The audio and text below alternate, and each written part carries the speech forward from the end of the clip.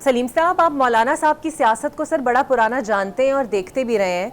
अब मौलाना के पास सर बताएं, ऐसी जादू की छड़ी कौन सी है जो हर कोई अपने दर्द की दवा लेने उनके पास पहुंच जाता है, वो राम भी हो जाता है लेकिन फिर भी परेशान परेशान फिरता है, एतबार भी उन पर कोई फुल टाइम नहीं कर पाता। तहरीक इंसाफ भी ये समझती है कि शायद मौलाना मुकर जाए, हुकूमत को भी यही लगता है कि ऐसा कुछ हो जाए, और वक्तन वक्तन दोनों साइड्स की भी बातें करते हैं, एक पलड़ा उनका भी नजर नहीं आता सर। देखिए, पहली बात तो यह है कि मौलाना की दोस्ती जो है जरदारी साहब से या नवाज शरीफ साहब से बहुत पुरानी है। दोनों मिलके बहुत देर तक इकट्ठा चलते रहे हैं। आपको याद है कि 2 टर्नोर के लिए तो मौलाना कश्मीर कमेटी के चेयरमैन भी रहे हैं उन्हीं की हुकूमतों में। मेरे ख्याल से 2008 के इलेक्शन के बाद, और ख़ास तौर से जब PDM की हुकूमत बनी थी मुख्तसर अरसे के लिए, साल भर के लिए, मौलाना ख्याल ये है कि दोनों ही बड़ी जमातों ने उन्हें इग्नोर किया है, उन्हें राइट डाउन कर दिया है, और वो इस नाराज़गी को माफ़ करने के लिए आमादा नज़र नहीं आते। ये अंदरूनी हलकों का ख्याल है कि उनकी ज़ाती नाराज़गी जो है कि उनको बिल्कुल नज़रअंदाज किया गया, उनको बिल्कुल लिफ्ट नहीं कराई गई, उनको इलेक्ट्रल प्रोसेस से बाहर किया गया। ये शिकायत उनको एस्टेब्लिशमेंट के साथ भी है। हालांकि एस्टेब्लिशमेंट के साथ भी वो और उनकी जमात एक तवील अरसे से एक साथ मिल के चलते रहे हैं।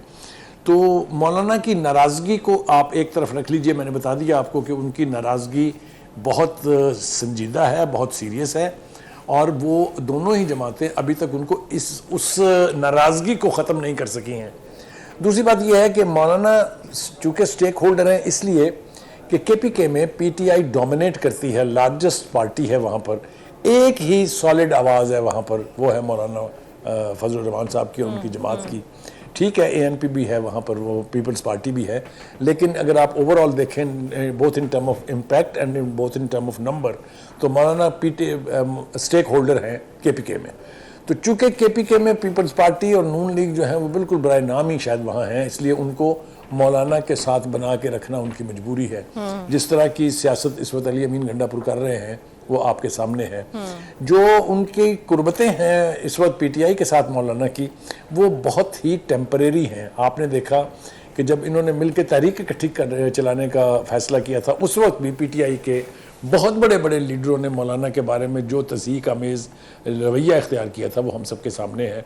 अभी भी जब भी उनका बस चलता है तो वो उन्हीं नामों से उनको पुकारा जाता है जिन नामों से बानी PTI जो है वो उनको पुकारते हैं। तो ये जो फ्लर्टेशन तो शायद बुरा लफ्ज़ होगा, लेकिन ये जो मोहब्बत की पिंगे हैं ये बहुत ही आर्जी हैं, ये लॉन्ग लास्टिंग नहीं है, वक्त ज़्यादा दूर नहीं है। अगर मौलाना को मनाने में पीपल्स पार्टी और नून लीग कामयाब हो जाती हैं तो आप देखिएगा क्या गत बनाएंगे मौलाना की यही PTI वाले और यही सारे लीडर जो आजकल सुबह से शाम तक उनके दर की हाज़िरी देते रहते हैं।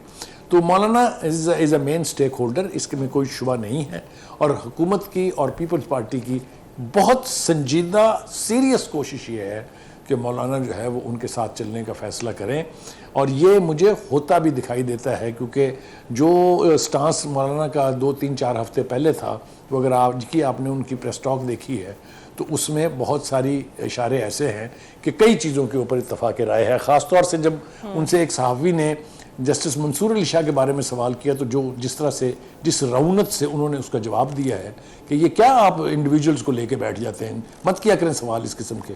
तो मौलाना इज़ वल्नरेबल। मेरे ख्याल से मौलाना के साथ पीपल्स पार्टी और नून लीग बिलाकर कोई ना कोई वर्किंग रिलेशनशिप इक्वेशन बनाने में कामयाब हो जाएंगी। बिल्कुल ठीक है।